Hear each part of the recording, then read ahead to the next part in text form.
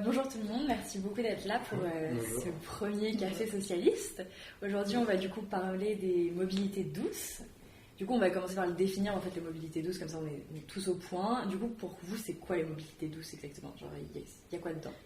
Pour moi, les mobilités douces, c'est vraiment des moyens de transport écologiques, mais à différentes échelles. Par exemple, si on va prendre l'échelle locale, mais vraiment locale, ça va être par exemple tout ce qui est vélo, voire vélo électrique, trottinette électrique. Après, si on met au niveau par exemple régional, ça va être plutôt tram, bus électrique. Et là, au niveau européen international, plutôt les trains par rapport à l'avion, parce que l'avion, c'est très très polluant. Et je crois que 1 kilomètre en avion, c'est 45 fois plus polluant qu'un kilomètre en train. Donc c'est vraiment un aspect écologique plutôt des choses. Donc là, tu inclus pas forcément seulement les mobilités avec la force humaine, tu inclus aussi d'autres mobilités vers l'électricité, vers des choses en fait beaucoup moins polluantes. Oui, parce que... Mais on est d'accord qu'on ne peut pas faire seulement tout à la force humaine. Parce que aujourd'hui, mobilité, on se déplace pas seulement de chez soi à son travail qui est à 10 km seulement, tu vois. On fait des trajets qui sont très conséquents, donc je pense qu'il faut voir à plusieurs échelles. Ok.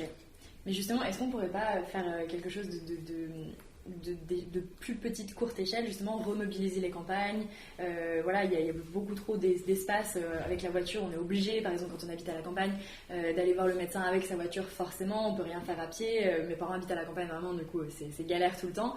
Et du coup, est-ce que ça serait pas quelque chose d'une importance, justement socialiste, de pouvoir remobiliser tout ça et faire quelque chose de plus centré, de tout réaménager en fait? Si, je crois qu'il y a deux choses. Il y a le court terme et puis un mode d'aménagement de long terme. Le court terme, c'est l'urgence écologique et la nécessité de décarboner nos modes de déplacement. Alors là, on ne parle pas forcément de mobilité douce, mais on parle, oui, de mobilité écologique ou de mobilité bas carbone, décarbonée. Ouais. Et puis, il y a celle de l'ambition de se réapproprier nos modes de déplacement, de se réapproprier notre territoire, en fait, plus loin. Et donc, le fait, oui, en effet, de pouvoir avoir des lieux de proximité, une vie qui est sur un espace qui est mieux défini, qu'on peut aussi donc mieux s'approprier. C'est-à-dire que pouvoir avoir accès plus facilement sur un temps qu'on contrôle et en toute liberté, parce qu'une mobilité douce, et donc en mobilité en vélo ou à pied, c'est aussi une mobilité libre, c'est-à-dire une mobilité où on n'est pas prisonnier d'un mode de déplacement particulier, d'un horaire, d'un trajet, etc. C'est aussi un mode vraiment de réappropriation de l'espace et donc de ce terreau qui est le support de la société, quoi. Ouais, mais ça c'est vraiment hyper utopique et c'est dans quelques années, enfin c'est pas maintenant tout de suite, c'est ça le truc. Est-ce que tu vois des aménagements toi maintenant tout de suite qui pourraient nous amener à ça ou c'est justement un idéal vers lequel tu veux tendre, mais actuellement est-ce que tu as des mesures concrètes ou est-ce que c'est qu'un idéal justement? En fait, je considère, et notamment, je viens aussi d'un territoire dans la campagne en Bretagne, et qu'on a aménagé notre territoire avec l'idée qu'on avait d'une énergie infinie pour se déplacer. Okay. Donc, c'est notamment tout le problème du périurbain et du fait que même si le lieu de la ville, le lieu du travail, c'est toujours le lieu de la consommation, c'est toujours le centre-ville, et on a permis à des gens, parce qu'il y avait la voiture, parce que la voiture, de plus en plus, elle permettait d'aller plus loin, elle permettait d'être plus rapide, etc. On a étalé les lieux d'habitation notamment, certains lieux de loisirs aussi, et on a, parce qu'on avait cette notion d'énergie illimitée, pu écarter au maximum les trajets qu'on faisait au quotidien dans la vie de tous les jours. Et donc, je suis persuadé que justement maintenant l'impulsion d'aménagement du territoire, elle doit être justement dans l'inverse, pouvoir penser un rapprochement des lieux, justement donc à la fois de la vie quotidienne en général, c'est-à-dire ceux du travail, ceux de l'habitat, ceux des loisirs, ceux pourquoi pas aussi de la consommation. On va toujours se nourrir, on va toujours pourquoi pas acheter des choses, etc. Ok, donc rapprocher pour mieux ensuite pouvoir se déplacer, mieux contrôler son temps, son espace. Ok, mais du coup, quand on est à Paris, déjà, ça, c'est sûr qu'on peut on peut le contrôler. Après, tu peux le contrôler dans une moindre mesure parce que tout est plus qui est plus accessible mais en même temps plus contrôlé. Mais du coup, comment est-ce que vous le vivez à Paris, la mobilité en général? Comment vous vous déplacez déjà? C'est quoi vos moyens de déplacement préférés? Moi, c'est le métro par exemple, vraiment je le prends moi aussi, 2 à 3 fois par jour. Le métro. C'est incroyable, et même pendant la grève, là, on s'est rendu compte à quel point vraiment on en avait besoin. Enfin, il y a eu les premiers jours de grève, je me souviens vraiment, j'allais dans le métro, c'était un réflexe, et puis d'un coup je me disais, ah bah non, c'est la grève, mince, qu'est-ce qui se passe? Et du coup, ça paralyse. c'est incroyable, non? Ouais. Non, ça paralyse vraiment. Et du coup, ça paralyse, ouais. C'est un super exemple, parce que, excuse-moi, Vas-y. c'est un super exemple parce que c'est justement celui du fait qu'on est dépendant d'une chose qu'on ne contrôle pas vraiment. Alors là, c'est le mouvement social, mais demain on pourrait imaginer que ce soit une coupure d'électricité, que ce soit un problème d'acheminement de l'énergie. Et donc c'est justement, on s'est rendu compte aussi, on se rend compte vraiment de la dépendance qu'on a à un mode qui est très consommateur d'énergie. Oui, ça c'est sûr que c'est pas le plus écologique du monde. Quoi. Mais c'est hyper pratique, enfin, il est sous terre, pour éviter les bouchons. Après, dans une société basée sur la division du travail, c'est très difficile de ne pas être dépendant. Enfin, il y a plein d'interconnexions qui se font, donc quelque part on est toujours dépendant. Après, c'est à quel niveau? Et dans l'idée des mobilités douces, il y a aussi l'idée de décarboner la société et d'éliminer les moyens de transport qui utilisent des énergies fossiles, qui sont polluantes pas uniquement quand elles sont consommées, mais aussi quand elles sont extraites. C'est des enjeux qui sont écologiques et comme tu l'as dit, des enjeux sociaux, mais aussi d'aménagement du territoire. Le trajet le moins polluant, c'est celui qu'on ne fait pas. Oui, ok, mais sauf que du coup, tu te déplaces comment, Ethan, toi? Moi à Paris, oui, en transport en commun, parce que on a à Paris, on a la chance d'avoir un transport en commun qui est très très dense. On a des stations de métro à peu près tous les 200-300 mètres, des arrêts de bus partout. Et oui, c'est une chance. Après, Paris, c'est vraiment l'exception et c'est pas la règle. Et toute la question, tout le problème, c'est comment on fait en sorte que en ruralité, on arrive à avoir des modes de déplacement qui soient un peu lents, on arrive à réaménager le territoire pour qu'il y ait un phénomène de proximité, qu'on soit proche, qu'on habite proche de son lieu de travail, du lieu de l'école, du lieu où on se nourrit, on s'alimente. Et voilà, c'est un phénomène qui est plus large, donc il y a cette problématique aussi de service public, parce que c'est aussi très important. Est-ce que c'est normal de devoir faire 40 minutes de voiture pour avoir accès à un service public?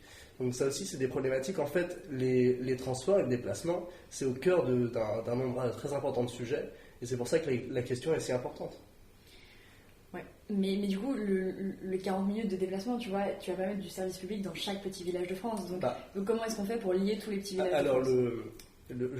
Justement, dans l'ambition d'aménagement du territoire, il faudrait qu'il y ait un maillage territorial des services publics qui soit efficace. L'ambition du gouvernement, c'était de faire en sorte qu'on soit à 25 minutes des services publics et de concentrer les services publics. Le problème, c'est la manière dont c'est fait. Aujourd'hui, ça fonctionne par des appels à projets et il n'y a pas de vraie volonté politique du gouvernement de faire participer les collectivités locales à ce maillage très dense. Donc cette question des mobilités, elle appelle un autre problème qui est celui de la décentralisation et comment on arrive à déconcentrer le pouvoir étatique. Aujourd'hui, les maisons ce qui a remplacé les maisons de services au public, les maisons France Service, c'est pas régi par la loi, c'est régi par une ordonnance du 1er juillet 2019, et ça montre que le gouvernement n'est pas dans une volonté de dialogue avec les différents partenaires territoriaux. Et je trouve aussi important qu'on ait une vraie politique de concertation au niveau de l'aménagement du territoire. Donc c'est une question de transport, mais c'est aussi une question de décentralisation et une question qui est éminemment politique. Ok, et toi, si là, actuellement, tu avais le pouvoir dans une région de France de faire quelque chose de ce que tu voulais comme aménagement de territoire, tu ferais quoi, Ethan? Alors, en soi, ce qui compte, c'est d'adapter la situation des transports au milieu. Les transports, ils ne peuvent pas se faire de la même manière dans un territoire qui est montagneux que dans des territoires de plaine ou dans un territoire très urbanisé. Donc, il faut bien comprendre que tout ça, c'est une grande transition qui doit s'amorcer. Ça commence par utiliser des mobilités douces, des moyens de transport moins polluants. À terme, à terme, dans la réalisation de cette politique, il faut discuter avec les différents partenaires sociaux, aussi avec les mairies, les départements, les régions, pour voir comment on adapte une politique nationale à une échelle locale. Parce qu'on ne va pas dire, bon, à un territoire, par exemple alpin ou pyrénéen, bon, vous allez tous prendre des trottinettes électriques, ça n'a pas de sens. Donc, c'est aussi une question de concertation avec les différents partenaires pour arriver à une solution qui est cohérente et qui est écologiquement viable. Bien sûr. Ok, et du coup, les trottinettes électriques, là, pour en parler, vous les vivez comment, vous, à Paris? Moi, je n'aime pas du tout. Vraiment, je trouve que les gens font n'importe quoi avec, il y a plus de... Les feux rouges ne sont pas du tout respectés, elles étaient garées n'importe où, et maintenant, on n'en trouve plus. Maintenant qu'elles sont plus garées, on n'en trouve plus, du coup, on ne sait pas comment faire. Moi, ça me fait peur, vraiment, donc j'en prends très très peu, j'essaye de pas du tout en prendre. Et donc, comment vous les vivez, vous? Moi personnellement j'aime bien les trottinettes électriques, mais c'est pareil que les vélos, il faut avoir un usage responsable sur les voies, faut pas griller, faut faire attention aux piétons, pas aller sur les trottoirs et les garer pas n'importe où. Mais je trouve que c'est vraiment pratique, par exemple, moi je suis souvent en retard, donc ça permet d'aller vite, de tracer, et vraiment quand on doit faire des petits trajets, c'est des fois moins polluant et c'est mieux que le métro. Donc franchement, je trouve que c'était une alternative pas mal. Mais après, c'est exactement comme les vélos à Paris. Les gens sont pas du tout respectueux envers le mobilier urbain, et notamment pour le transport. On le voit, les Vélib', c'est une catastrophe. Comment les gens les utilisent, comment il y a un non-entretien. Ce que je veux dire, c'est que maintenant, tu prends un Vélib', t'as une chance sur deux qui sont en mauvais état. Et quand je dis mauvais état, c'est la roue qui est complètement partie, le guidon qui est n'importe comment. Et... ok, c'est qu'il y a une utilisation massive des Vélib', donc forcément, il y a de l'usage, mais les gens ne respectent pas du tout et en font un peu ce qu'ils veulent. Mais est-ce que vous pensez que si vraiment il y avait des choses hyper aménagées comme Amsterdam ou à Copenhague par exemple, où vraiment les pistes cyclables sont là et les priorités, même sur les de vélos, en fait c'est les vélos qui sont prioritaires sur les piétons, ça m'a fait super peur quand je suis allée, parce que vraiment c'est un autre mode de vie du coup. Mais est-ce que vous pensez que si les pistes cyclables étaient beaucoup mieux aménagées, les gens seraient du coup plus relax, plus détendus, tout le monde serait plus tranquille, et il n'y aurait pas autant de danger que ça? Il y a une question sur le sujet de la trottinette électrique de civisme, mais il y a aussi une question écologique. Comme tu dis, elles sont souvent dégradées. Et qu'est-ce qui fait la batterie des trottinettes électriques? C'est des batteries au lithium. Et le lithium à extraire, c'est extrêmement polluant. Et on se retrouve dans une situation où on pense aller vers un moyen de transport et une mobilité douce, mais en fait qui est très polluante. Et le fait est que la plupart des déplacements qui sont faits en trottinette électrique, ils pourraient être faits à pied. Et les trottinettes électriques, elles remplacent pas les transports en voiture, elles remplacent les trajets à pied. Ouais. Donc, et même en vérité, les trottinettes électriques, elles sont bridées à 15 km/h. Non, 20 km/h. À 20 km/h. Enfin, ça dépend des zones. Ça dépend des zones parce qu'il y a des municipalités où elles sont, plus bridées justement pour des questions de civisme. Et puis, il y a aussi donc cette idée de cycle de vie. Plus le cycle d'une trottinette électrique est long, moins elle est polluante, vu qu'on compense par sa durée d'utilisation son empreinte écologique. Et il y a aussi la méthode de mise à disposition des trottinettes électriques en free floating.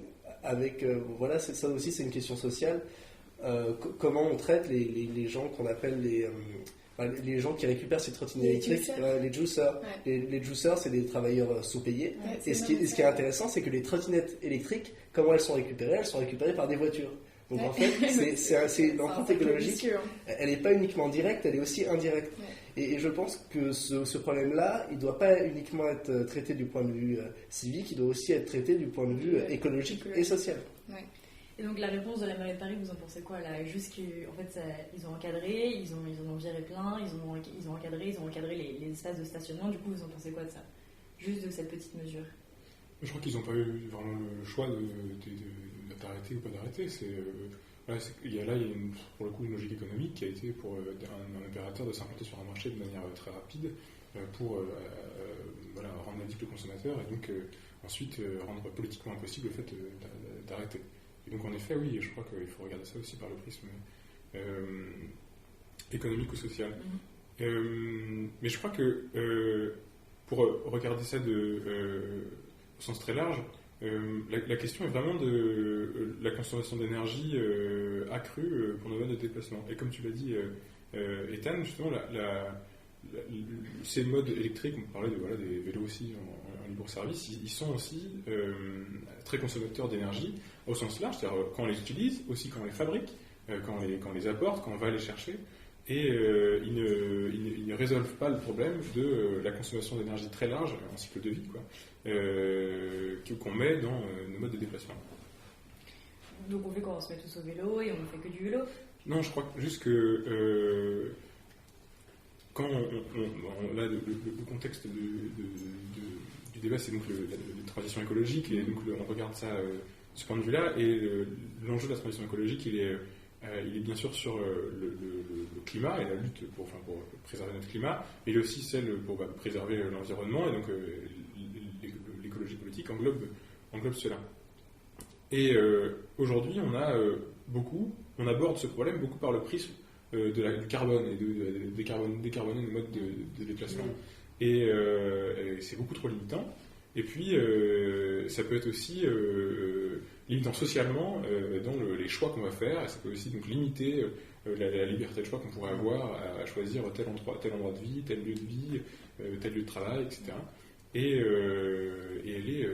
donc je crois que vraiment l'action politique ou la réflexion politique, elle doit s'engager plutôt sur la consommation d'énergie au sens très large dans nos sociétés, à la fois dans nos modes de déplacement, mais aussi dans les modes de production de nos modes de déplacement, et donc dans leur cycle de vie et de production.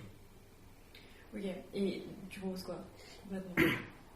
C'est-à-dire concrètement, justement de partir des modes de production, est-ce que tu as vu des innovations par exemple, par exemple la solution à Copenhague, ça a été de rendre la ville, la ville facile pour le vélo. C'est-à-dire de rendre, et c'est l'idée de l'autoroute urbaine, à vélo à Strasbourg, c'est l'idée des pistes cyclables en site propre à Paris, mais donc largement avant à Copenhague. C'est l'idée des voies sécurisées pour rendre facile et accessible l'usage d'un vélo, et donc rendre dans le choix d'un mode de déplacement une solution plus facile qu'une autre, et donc celle d'une mobilité qui consomme moins d'énergie plutôt que celle de la voiture. Et tu parlais d'un milieu rural, et justement je crois que c'est vraiment l'archétype même, c'est que certains bourgs, et c'est le cas chez moi, où je viens d'une ville où il y a plusieurs petits bourgs qui sont connectés ensemble dans une même ville. L'aménagement du territoire a été pensé uniquement il y a une cinquantaine d'années pour que la voiture soit le mode de déplacement unique. C'est-à-dire que s'il n'y a plus de place de village, il y a une route. Il n'y a plus une place centrale, il y a un carrefour ou un rond-point. Et avec toute la symbolique que ça a dans le débat public. Et puis les bourgs, ils sont connectés uniquement par des voies simples, en goudron, elles sont refaites, elles sont bien faites, c'est d'ailleurs le plus gros programme de gestion des mairies. C'est déjà ça, bien fait. Et donc elles ne rendent, par exemple, c'est les trajectoires entre ces bourgs aujourd'hui, et donc ce sera par exemple, ça peut être l'ambition socialiste pour ces élections municipales, de rendre un nouveau site propre, une nouvelle séparation par exemple entre des voies, pour permettre l'utilisation soit de la marche, soit du vélo, qu'il soit électrique ou pas d'ailleurs, aisé par rapport à la voiture, que ce soit plus dangereux d'utiliser un autre moyen de transport, et c'est ce qui arrive. Et pour reboucler sur le débat que vous aviez sur les trottinettes, c'est la même chose. Pourquoi c'est dangereux? Parce qu'en fait, aujourd'hui, il n'y a pas la ville n'a pas forcément été faite, ou alors la ruralité, pour accueillir ce genre de mode de déplacement. Et donc il y a un déport qui se crée sur d'autres lieux qui sont aujourd'hui ceux des piétons, et donc ça crée surtout Paris n'est pas vraiment adapté à ce qui est vélo et trottinette. Je pense vraiment que s'il y avait de meilleurs aménagements, de meilleures pistes cyclables et beaucoup plus sécuritaires, je pense que les gens se déplaceraient beaucoup plus à vélo. En tout cas, moi personnellement, je me déplacerais beaucoup plus à vélo. Mais malheureusement, faire du vélo sur les voies de bus, avoir le bus derrière, avoir des risques avec les voitures, se faire écraser à tout moment, c'est vraiment dangereux, et c'est vraiment... Pour autant, moi je pense sincèrement qu'on ne peut pas aménager Paris dans le sens où les rues elles sont toutes petites, ça n'a pas du tout été pensé comme ça. Toutes les rues de Paris sont assez petites, les avenues sont beaucoup moins grandes que des grandes avenues d'autres capitales européennes. C'est incroyable, quand on regarde les avenues de Berlin, elles sont immenses, les avenues de Paris c'est rien. C'est pareil à Rome, c'est pareil à Copenhague du coup. Et à Copenhague, je lisais un truc qui disait justement qu'on pouvait rouler, non je crois que c'était à Amsterdam pardon, où on pouvait rouler de front en fait pour entretenir sa conversation. Mais jamais à Paris tu vas faire ça. Regardez tous les ponts de Paris, jamais tu vas pouvoir mettre 2 voies de voiture, une voie comme ça, une voie dans l'autre sens. Amsterdam, les rues sont pas si larges que ça, hein. C'est assez étroit Amsterdam. Hein. Mais en fait ça a été repensé Amsterdam avec le tram qui mobilisait beaucoup moins, ils utilisent toutes les voitures maintenant, c'est incroyable. Quand j'y étais, j'avais regardé justement un trajet en voiture, ça me prenait tellement plus de temps que juste un trajet à pied parce que tout était à sens unique, il fallait faire tout, contourner tout ça. Et sauf que vous avez vu à quel point la réaction des Parisiens a été quand même hyper forte quand Hidalgo a fermé les quais. Donc déjà repenser tout, repenser toutes les rues pour qu'elles soient à sens unique à ce moment-là et à sens voilà, ça va être hyper compliqué je pense. Mais il y a un projet qui a été mis en place, c'est le vélo métropolitain, c'est créer des pistes cyclables qui tracent le parcours du métro. Et ça a déjà été mis pour la ligne 1. Je ne sais pas si c'est éphémère ou temporaire, mais je pense que c'est quand même envisageable. Comme vous disiez, le réseau de métro est très étendu. Et déjà, si on avait des pistes cyclables qui rejoignaient toutes les lignes de métro, je pense que ça serait déjà pas mal en évitant les petites ruelles et tout. Mais ouais, revoir l'aménagement cyclable à Paris, c'est super important parce qu'ils l'ont fait dans d'autres villes, à Strasbourg, à Lyon, ça marche super bien. C'est fou comment ces villes, la mobilité douce est beaucoup plus présente qu'à Paris. Et à Paris, les déplacements, c'est un vrai enjeu parce que c'est une grande ville, il y a énormément de monde, tout le monde se déplace et on n'assure pas trop. Et c'est pour ça que c'est un peu au cœur du problème. Je crois qu'à Paris, il y a eu quand même de nombreuses mesures qui ont été prises. Sur le mandat en 2014, Anne Hidalgo s'était présentée avec justement l'ambition d'aménager des sites propres pour les vélos. Et je crois que c'est ce qui s'est passé. Je crois que mon tous les matins, il y a la voie qui longe la Seine pour aller dans l'ouest de Paris, qui passe dans l'ancienne voie sur Berge. Il y a chez moi-même beaucoup d'espèces de mini-autoroutes à vélo. Il y en a une dans le quartier, pas très loin de notre d'études. Et donc il y a quand même des choses qui ont été faites. Et je crois que l'ambition par exemple de la campagne actuelle, c'est aussi de pouvoir continuer ce projet d'aménagement général. Bien sûr. Et donc vous parlez notamment de l'articulation avec les autres modes de transport, parce que je crois que... quand tu as parlé de l'expérience à Copenhague, justement, tu as résumé, je crois, et on peut faire une conclusion assez rapide, c'est que la voiture, ce n'est pas facile d'utiliser la voiture, et donc ton choix, c'était ton choix, en fait, le choix pratique, c'était en fait de ne pas la prendre. Et puis, et donc on a parlé, tu as parlé aussi du tram, et donc l'enjeu général, je crois que c'est d'articuler les différentes solutions de transport qui existent. Et ça, ça peut être très concret, très rapidement. C'est via une application simple, c'est via la coordination des dessertes du TER, par exemple, ou du RER avec les lignes de bus, et c'est ce qui est fait. Mais ça peut être, par exemple,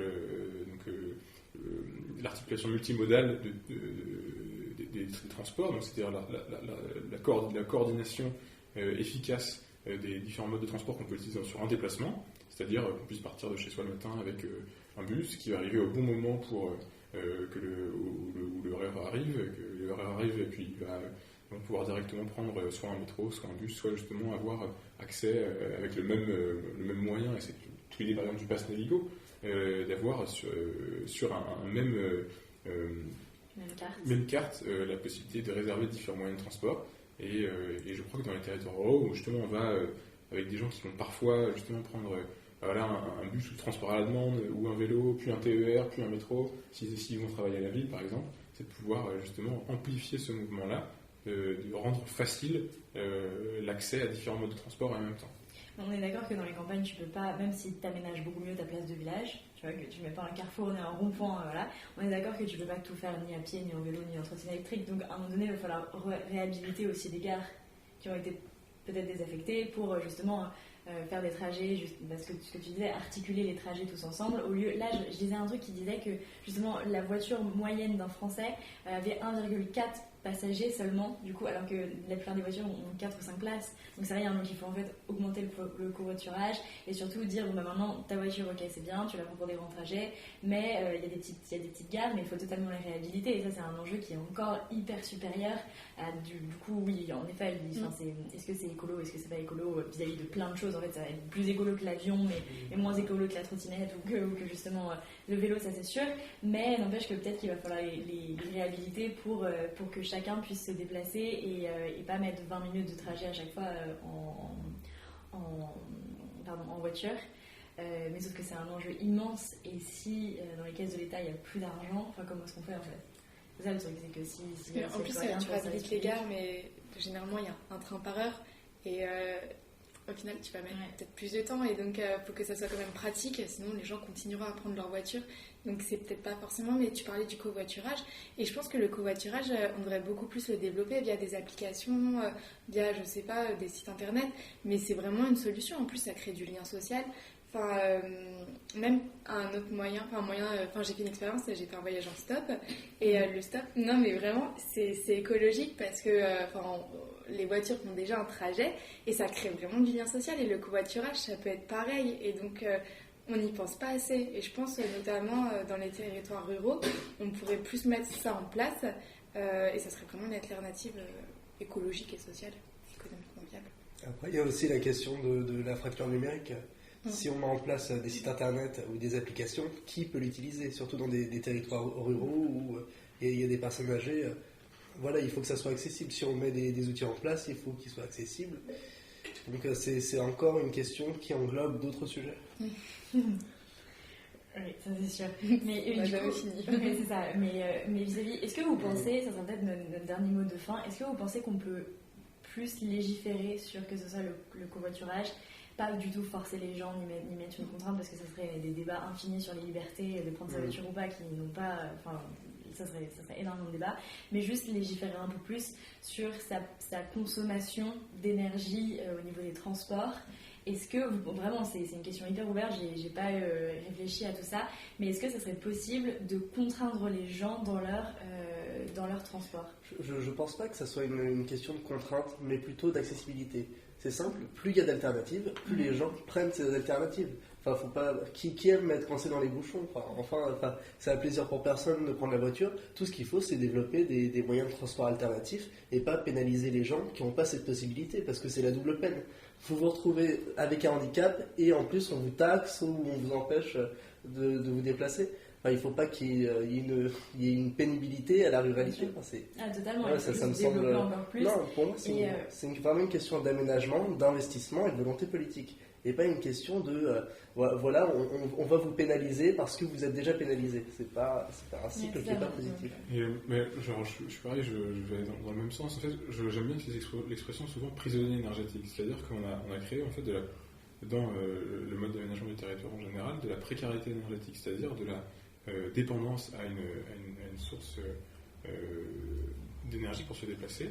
Et donc, au contraire, il faut aller libérer ces gens-là, il faut aller libérer ceux-là, et donc offrir d'autres alternatives. Je crois vraiment que de nouvelles solidarités, de nouvelles possibilités vont justement pouvoir stimuler le fait de pouvoir utiliser d'autres modes de gestion, et notamment dans l'idée à la fois de rendre du pouvoir aux gens, de rendre de la liberté aux gens sur ce qu'il faut faire, mais aussi dans l'idée de résilience par rapport aux épisodes climatiques qui vont pouvoir arriver, parce que qui vont pouvoir être destructeurs sur telle ou telle chose, sur telle ou telle voie d'accès, et donc qui vont vraiment encore plus précariser ou rendre très cher l'énergie. Et donc il y a vraiment ce côté justement d'aller pouvoir libérer à la fois à très court terme, et donc de devenir résilient, et à la fois à long terme, et qui est une ambition plutôt sociale là du coup, de permettre une réappropriation réelle, de son temps, et du temps qu'on passe à se déplacer, et de l'accès à des choses. Quoi. C'est fou le temps qu'on passe à se déplacer. Ah oui, c'est dingue, c'est dingue. C'est un temps qui est pris dans la journée, et puis je sais pas, mais là par exemple, je suis rentré pour les vacances, et donc forcément j'utilisais tout le temps la voiture, et parfois je passe 1 heure, 2 heures dans la voiture, et puis on se rend compte que c'est un temps qui est inutile en fait. le temps dans la voiture au il est inutile parce qu'on doit être concentré sur quelque chose. Et tu ne veux pas circuler à la place. On fait rien, c'est un temps perdu en fait. Donc pouvoir justement avoir un mode de déplacement qui est non contraint, c'est justement permettre aussi de libérer du temps, de gagner du temps et de pouvoir choisir ce qu'on en fait, que ça peut être pour une activité qu'elle soit professionnelle, qu'elle soit personnelle, qu'elle soit sociale, ou qu'elle soit tout à la fois. Non, je suis d'accord avec toi. Dans le métro boulot dodo, le métro prend beaucoup de temps, beaucoup de place. Mais c'est pour ça que je pense qu'il faudrait vraiment un rééquilibrage du territoire parce que maintenant les grandes villes, les banlieues s'étalent de plus en plus. Donc plus tu habites en banlieue loin, plus tu vas mettre du temps à venir en ville parce que c'est là où tu viens travailler. Par exemple, il y en a, ils viennent d'Orléans pour travailler à Paris. Donc tous les jours, ils font Paris-Orléans. Donc c'est qu'il y a un problème. Et je pense que certaines villes concentrent trop d'activités que si on dispersait mieux les activités économiques sur tout le territoire, déjà ça réglerait certains problèmes de villes qui sont désertées, ça compenserait quoi. Et il ne faut pas que les grandes villes, dont Paris et peut-être Lyon maintenant, aient le monopole de toutes les grosses activités économiques, sociales. Ça contraint des migrations du coup. Des migrations pendulaires qui s'élargissent de plus en plus. Enfin, maintenant, Paris, c'est énorme, la banlieue elle est énorme. Quand tu habites au fond du 77, tu mets 1h30 pour venir à Paris tous les jours. Alors c'est clair qu'au niveau temps, tu passes un temps pas possible en plus avec les problèmes de transport. Et quand il y a des grèves, tu es complètement paralysé, tu peux plus travailler. Pour revenir sur la question et pour continuer là-dessus, sur la notion de légiférer, où faut-il légiférer? Alors justement, par exemple, un des moyens de légiférer, ça peut être sur l'interdiction de la consommation du foncier agricole. C'est-à-dire sur en fait interdire à la fois donc le développement urbain plus loin que hors la ville, quoi. Et donc permettre d'habiter autre part, justement empêcher un développement urbain accru et donc un éloignement de son consommation d'activité pour pouvoir aller habiter autre part et pour aller aussi permettre d'aller dans d'autres territoires, reprendre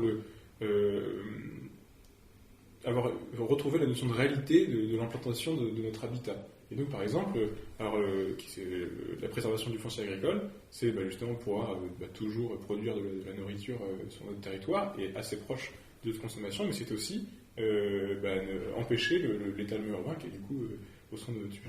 Mais pour autant, tu ne pourras jamais empêcher des gens d'aller habiter vraiment à la campagne s'ils ont envie d'aller habiter à la campagne. Non, justement, l'étalement urbain, c'est plutôt le fait de se dire, justement, on a éteint l'agglomération parisienne jusqu'au fond de 77.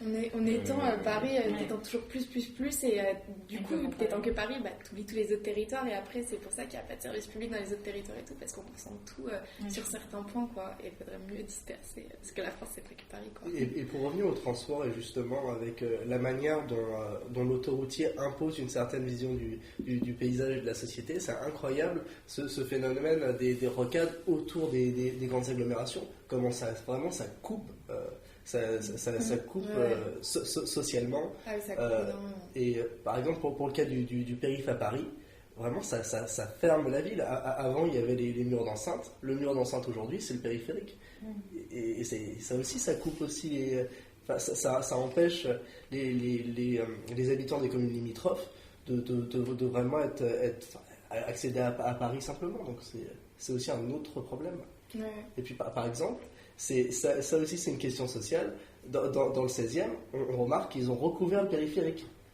Et alors que ça n'a pas été le cas porte de Pantin ou porte d'Aubervilliers. Oui, ça c'est des inégalités entre les quartiers. Parce que forcément, le 16e, c'est pas la même. Oui, mais justement, ça montre bien à quel point on peut avoir conscience des problèmes que pose l'autoroutier dans le paysage urbain.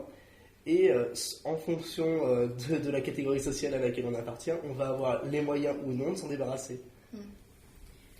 Ok, un petit mot de fin, Paul? Oui, je complétais justement sur ce que j'ai dit tout à l'heure, c'est quand je disais qu'il fallait sans doute pourquoi pas arrêter l'étalement urbain, ça ne veut pas non plus dire qu'on n'offre plus la possibilité d'habiter en ville et de développer la ville, mais ça veut dire pourquoi pas justement réinvestir dans les dents creuses, les trous en ville, construire plus verticalement, et justement permettre toujours un développement urbain qui est quand même au centre de la société, pour permettre justement d'avoir réarticuler et remettre en cohérence la centralité de notre lieu d'habitat et celle de de notre vie de tous les jours. Mais on parlait d'urbanisation et du coup d'Amsterdam, donc des Pays-Bas. La France est un pays bien moins urbanisé que les Pays-Bas, par exemple. Donc et pourtant, ils ont des alternatives au transport. Donc je pense que c'est une question qui englobe plusieurs sujets. Et il n'y a pas une seule solution. Il y a un ensemble de solutions qui doivent être mis ensemble pour régler un problème global. C'est toujours cette interconnexion, oui, cette interaction permanente entre à la fois donc, les différents modes de transport, les différentes composantes de la société, que ce soit économique, sociale ou environnementale. Bon, merci beaucoup. Merci. Pour ce premier café socialiste.